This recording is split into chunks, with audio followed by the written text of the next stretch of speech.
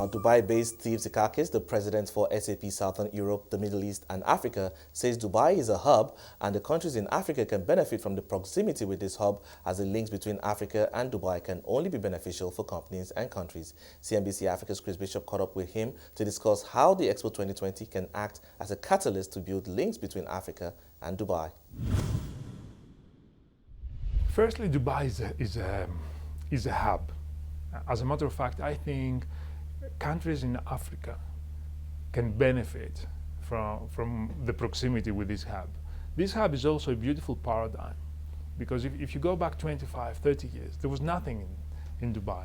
Now, and you see, it only takes the vision of a leader, Sheikh Ahmed in that case, or some hard-working people around him to create one of the world's best hubs.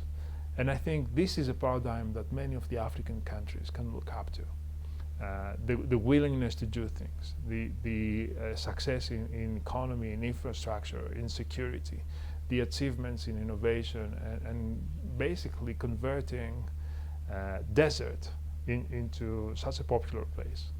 I feel the links between Dubai and the whole of the African continent can only be beneficial for companies and countries. And come October, it'll be the place to be. It'll be Expo 2020. The eyes of the world will be on Dubai. How much of a fillip is that likely to be for businesses like yourself based? I got to take the opportunity, Chris, to say that we're a proud technology sponsor of Expo 2020. The whole experience will run on our systems, so your viewers and the visitors of Expo 2020 that will be there will get an opportunity to look at some of our cool innovations. But this is going to be a unique global customer event. And there's a lot of surprises, pavilions that are all very different to each other. It's going to be an unprecedented event, both for businesses and governments. I feel this is a unique opportunity for South Africa and some of the other nations here, certainly in Sub-Saharan Africa, to show their potential. Remember, we feel, and as a company, we're big investors in the continent. Yes, this is in a few years, it's going to be a $30 trillion economy.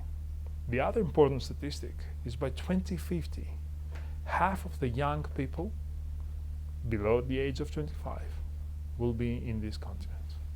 Now imagine the purchasing power, imagine the dynamics and the energy that this youth can bring on the table. So we feel strongly it's about time for Africa to switch the car on. So you think that there's going to likely to be a lot more business people from here in Africa also looking to Dubai to travel and do business there, I think, in the next year? Yes, absolutely.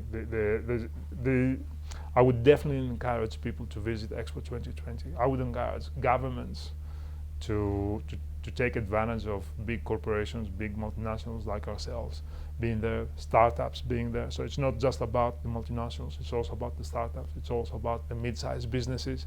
Everybody has the opportunity and the platform to demonstrate what they can offer. Now, Steve, you say you think Africa is a great opportunity for you at the moment, but it does have its constraints and problems. One of them is not only connectivity is scarce in many parts of the continent, also data has quite a cost on this continent as well. How is a company like yourself trying to deal with that? So, as a leader, but also as a company, we look at the opportunity. Firstly, the challenges you mentioned are not unique to the African continent. Yes, at some stage, not too far back, many countries in Europe or Central Asia or the Middle East or even Asia have gone through exactly the same issues. And we were at the forefront of helping governments and organizations overcome such issues. I believe in Africa. I'll give you an example. You mentioned connectivity. You think about the adoption of mobile phones in the continent. There may not be fixed lines. There may not be fixed or wired internet, but there's mobile internet. There's mobile phone connections more mobile phone connections than citizens. And that to me is an indication, it's a telltale that people want to leapfrog and take the available technology and move forward. Yes, it doesn't matter that we don't have wires. As a matter of fact, with 5G, we don't need wires. Yes, all you need is the cells. You work with a lot of governments on this continent. What's the feeling you're getting about pragmatism? I mean, I've worked in Africa for more than 25 years. And when I first came here, from a business perspective, there was still a bit of mistrust of foreign investors and multinational companies, et cetera, et cetera. What do you think the situation is now? I don't have the depth of your experiences, Chris, but I think we both see that the page is turning. We've been very consistent with our vision in Africa. We first came here in 1992. We remain strong. Today we have presence in the 5-6 main economies, and we're growing that. We're growing it also in Northern Africa and in Francophone Africa. But most importantly, here in Southern Africa, we feel that if the political willingness is there, a lot of things can happen. Earlier in our discussion, I referred to Dubai, the UAE, but there's also other nations that where the political willingness is making miracles, like Saudi Arabia is another example. Pakistan is another example. Some of the countries in Southern Europe that managed to overcome deep financial crisis, and now they're growing. They have fast-growing economies, a lot of innovation, and these countries don't have neither the resources nor the youth and the potential that countries in Africa have. I'm very optimistic. As long as there's consistency in investments and how governments look at multinationals like us that are here to invest, okay, develop skills, help the population, raise their standards. You look at some of the issues we're experiencing in this country with power distribution. For me, this is something that you need the government to trust what companies like SAP have achieved in other parts of the world. Italy, Spain, Greece, Turkey, all of the Middle East, actually many countries in the African continent. We've resolved these issues.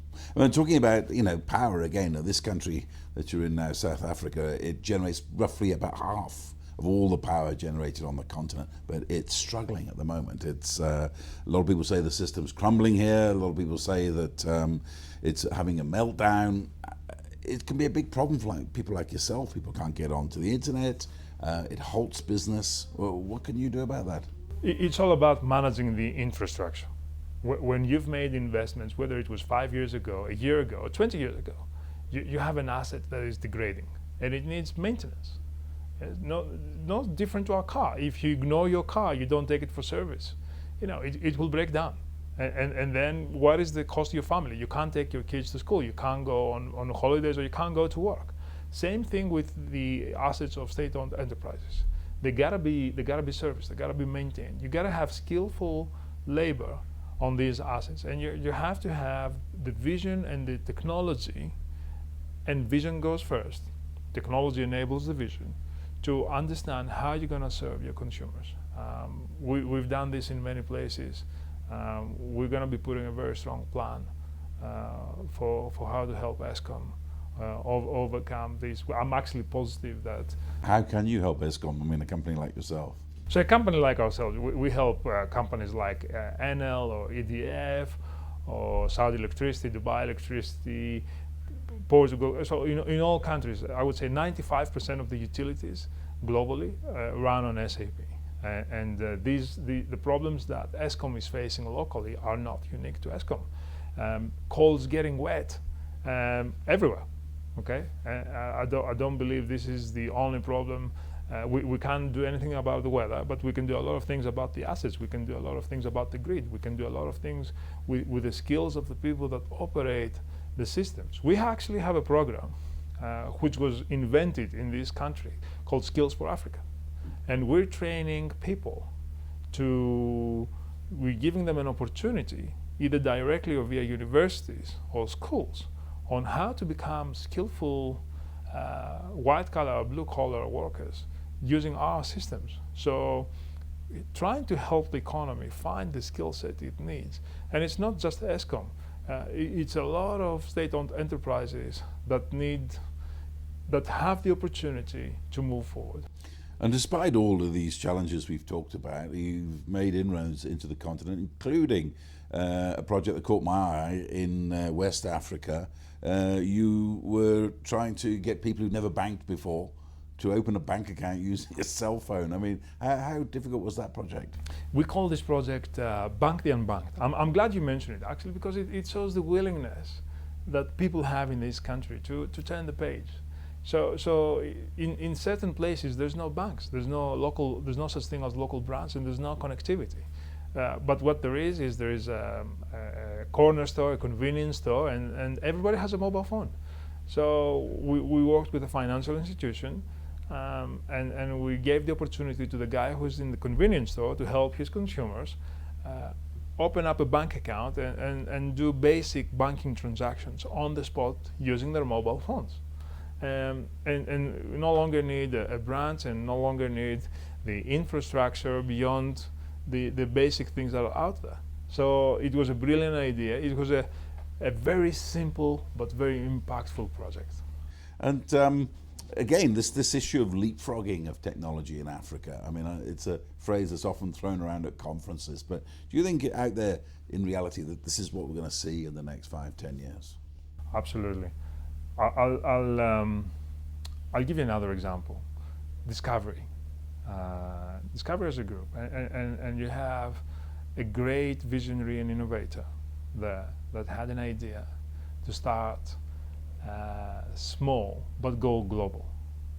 And we're helping Discovery Bank and Discovery Health with our systems. And I will tell you, Discovery has amazing plans, very ambitious. They're becoming a global brand. And it's all about the vision and the boldness and the focus on your vision. How real are you about what you want to achieve?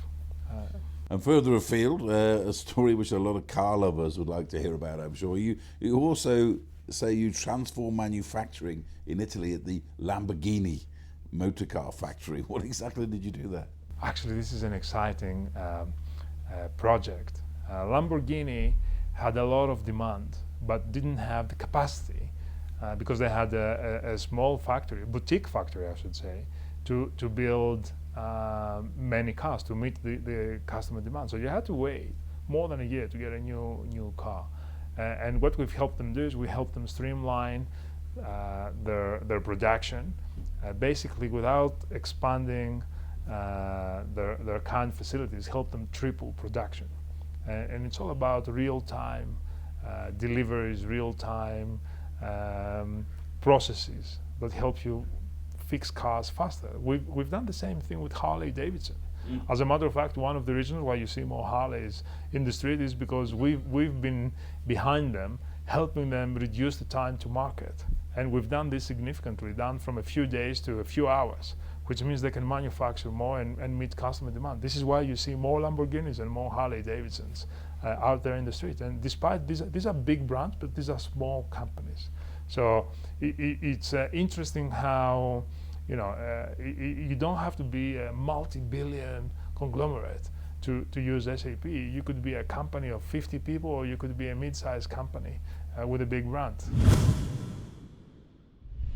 And that was Steve Tzikakis, the president for SAP Southern Europe, the Middle East, and Africa. And that's a wrap on Beyond Markets for today. And thank you so much for joining us. Remember, you can watch the show at 5 p.m. West Africa time daily and have access to all previous episodes of Beyond Markets on our website. That's at cnbcafrica.com. You can also stay engaged with the hashtag Beyond Markets and follow me at Kenneth Igbomo. Have a wonderful day.